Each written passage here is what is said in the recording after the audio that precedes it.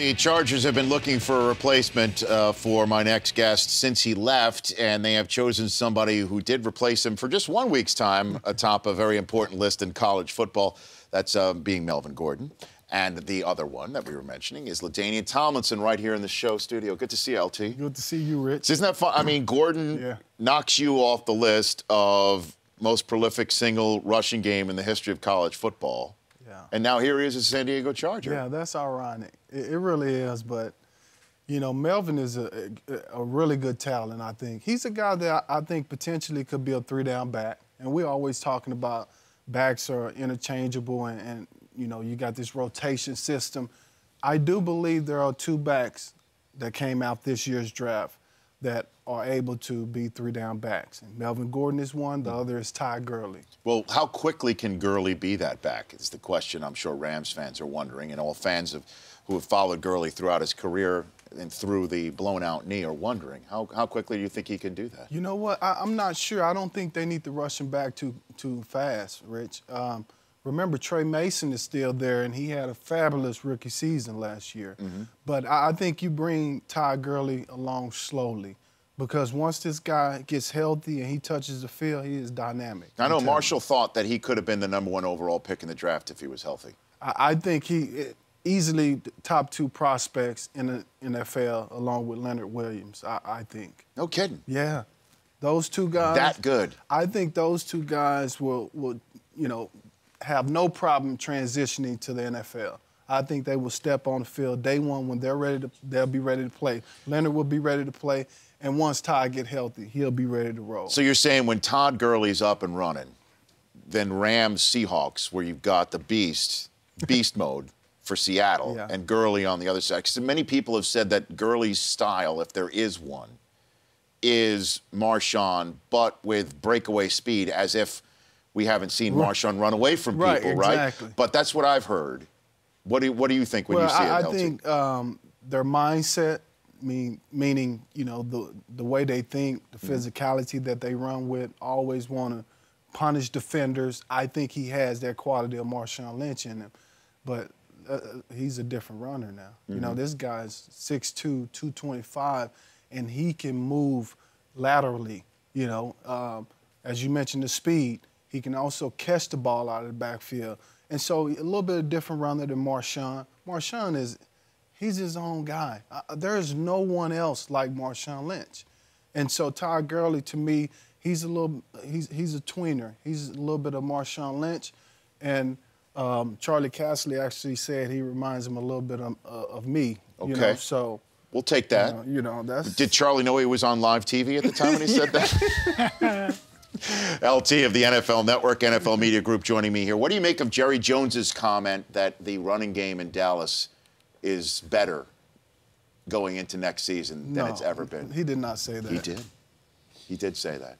Jerry, come on now. Jerry, stop. That may be, you know. It's a boost of confidence for his guys. You have to, you know, Darren McFadden needs that support. He hasn't, you know, been able to, obviously he hasn't lived up to what we thought he would be coming out of Arkansas. That's correct. So he needs that support from the organization. And I really believe he has the talent, Rich, but I just think some guys have that injury bug. You know, the thing that concerns me a little bit about Darren is the small legs, the skinny legs. I think that's the reason why he's gotten hurt a little bit, because it's hard to take that punishment. You know, you have to have most running backs that have long careers. Think about it. They have big legs. They can withstand the punishment year after year. So which running back is set up for the most success before we take a break in his new spot? LaShawn in Buffalo, DeMarco in Philly. We'll throw, obviously, McFadden, if you want to, in Dallas behind that great offensive line that's already gone ahead and thrown Lyle Collins into the mix as well. Or let's not forget Frank Gore in Indianapolis. Yeah. And we got to put, I guess you want to put Ryan Matthews in the mix just because you're an Eagle homer? Okay. Well, you know, he's a Charger. You know. I know that. I mean, I guess we'll throw that in. It's a rebirth. It's a renaissance. It's a Ryan renaissance. Okay. Which one do you think is set up for the biggest year? I think LaShawn McCoy. Why is that? For one, he is ticked off. He feels like he's been wronged, you know, by the Oregon, Philadelphia. But But I think he's in a situation where he's going to touch the ball as much as he wanted. Out the backfield, you know, putting it in his belly. Rex Ryan loves to run the football. And so he's going to have every opportunity to get another a rushing title, I believe. And the offense will be built around LaShawn.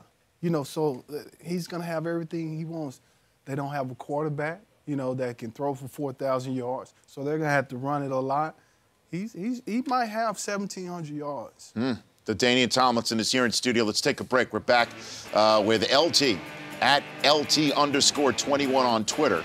And I've looked at LT's Twitter account and noticed something about it that I want to bring up with him when we come back in just 1 minute's time here on The Rich Eisen Show. Please do what some people aren't doing. Follow us. Back here in a minute. My name's LT. I got a new dance for y'all. It's real easy to do. All you gotta do is glide with it. Oh, here we go. Come on.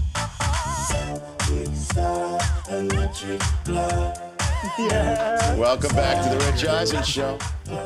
We're electric gliding with LT. Yeah. Well, LaDainian Tomlinson. we are. What is that? What is that song? What is the? What do you mean? You just said it.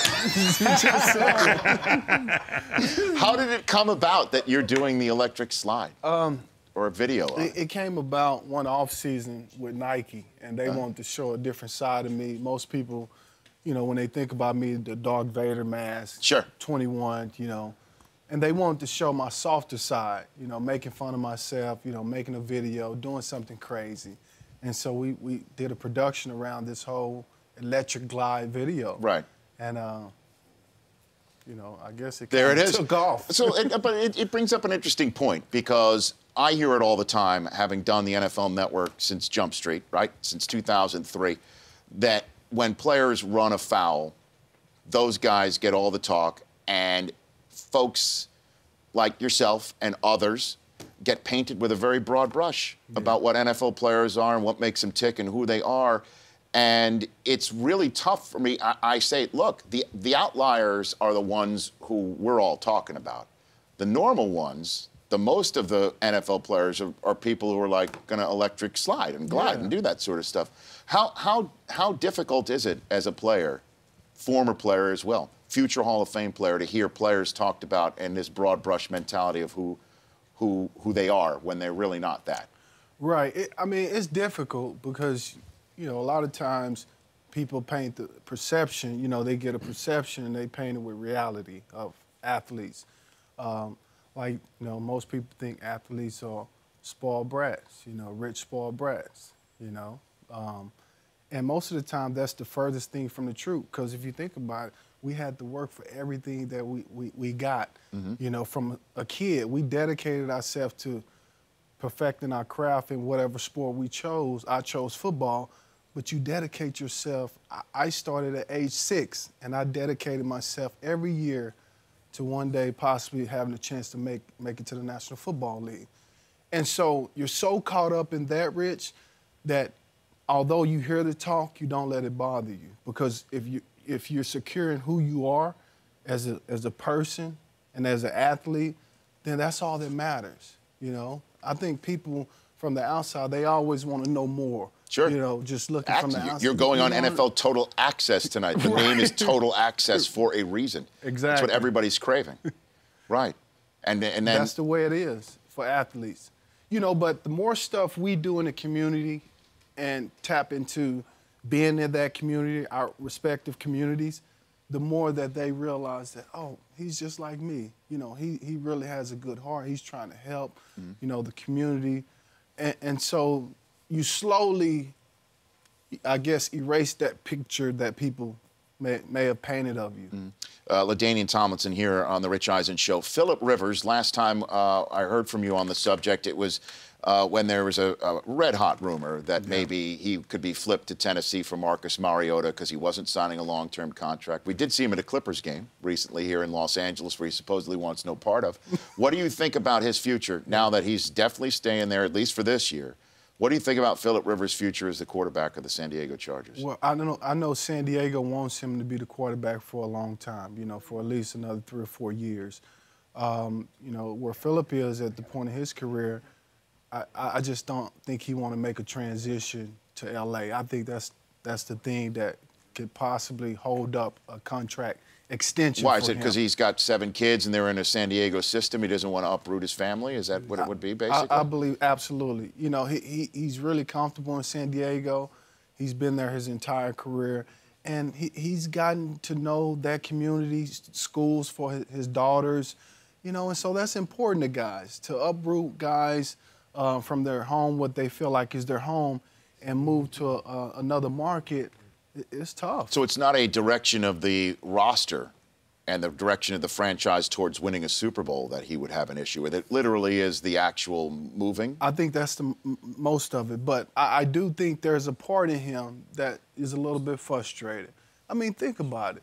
The other 2 quarterbacks in that draft that we talk about, Eli Manning and Ben Roethlisberger, both have 2 Super Bowl rings. And yet Phillip doesn't have any. But he's had the opportunity to get multiple. He's had good teams. But the organization has taken part in that in, you know, uprooting certain guys on the team to his dislike, Vincent Jackson, you know. And so things like that weigh on the player as you get older in your career. What do you think about the future of the franchise there in San Diego? Crystal ball it for me. Yeah, I think they stay. I think this is going to come down to, you know, 11th hour, 59th minute type of thing, you know, right at the last minute. I think they get a deal done. I don't believe that Dean Spanos, the president of the Chargers, want to move. I think he likes San Diego, and, you know, I think they end up staying. LaDainian Tomlinson here on the Rich Eisen Show. Your other former quarterbacks, Drew Brees, now has a youngster that they just went ahead and drafted. How do you think he's handling that development in New Orleans? You know what? Knowing Drew like I know him, you know, it's business as usual. He has a mindset that it's my job and no one else is going to take it from me, ever, until I'm ready to retire. That's his mindset. And it's going to push him even more to be good at every single aspect of the game. He's going to look and dissect this game and say, what do I need to improve at? And he's going to do it. Because sometimes when teams draft a guy that's supposed to be your replacement, it lights a fire in you that, I mean, it's unexplainable, Rich. It refocuses you, re-energizes you, and I think it's doing it to Drew Brees right now. And then before, you know, to bring this all full circle, you've got all these records at TCU, just like Andy Dalton. Yeah. And everybody's waiting to see what he could do professionally. What do you think of Andy Dalton's future as an NFL quarterback to win some playoff games or a playoff game? It has to happen this year, Rich. I mean, this is the time. He has the supporting cast that he needs now. Jeremy Hill is one of the best runners in football already. No kidding. So he's gonna have the support of the run game. A.J. Green, top 3, 4 wide receiver in the National Football League. They have weapons. The defense is always going to be solid. This is the year. He's been there. He's progressed every single year. He has to win a playoff game this year, at least just one playoff game. And LT, before I send you off to NFL Network, where you'll be on NFL Total Access tonight, I'm looking at LT_21, over 47,000 followers. That's not nearly enough. We got to get that up there. You're following 97 people, none of them named Rich Eisen. None of them. I don't know. I can't go through it. None of them might be. Some of them may be named Rich. I wonder who controls that for me. I wonder who's so running that thing. So are you saying that it's more probable than not that you didn't know that? Are you generally aware of who you're following on your Twitter account? I mean, let's put it this way. If I was Ted Wells, would I be able to hit you with a 4-game suspension for not following me on Twitter? It's possible. It's more probable than not. Well, I mean, it's a button. It's a follow button. You can hit it, because I've hit it for @LT_21. I did that a long time ago. We could do it. Yeah, I'm gonna do it right after this show. I mean, right after I walk off set. Now wait a minute. Now we had Jerry Ferrara on the show yesterday from Entourage, and he said whatever you say on the air could go either way. It's got to be off the air. You've got to look at me off the air and say it. Okay, LT. No, I like you that much, Rich. I'm going to follow you. Will you? Yeah. Or have your person follow me, okay? Since you clearly are just a generally aware individual. No, you know what? Actually, I just learned how to tweet. Just now? Yeah, well, like a few months ago. Okay. I used to have actually someone else do it. Okay. But I finally took time to learn how to tweet. Okay. And I still don't know how to do it, absolutely correctly all the time. Like when you have to tweet photos out, yeah, and stuff. It's tough. It's tough. You'll get it. You'll get it. Yeah. You're a smart guy. You'll figure it out. At LT_21 on Twitter, LaDainian Tomlinson. We'll see you on NFL Total Access tonight, and then obviously throughout the summer, and then into the playing season. Come back. I will. Thank LT you, is right here on The Rich Eisen Show. The Rich Eisen Show, weekdays at noon Eastern. On Audience.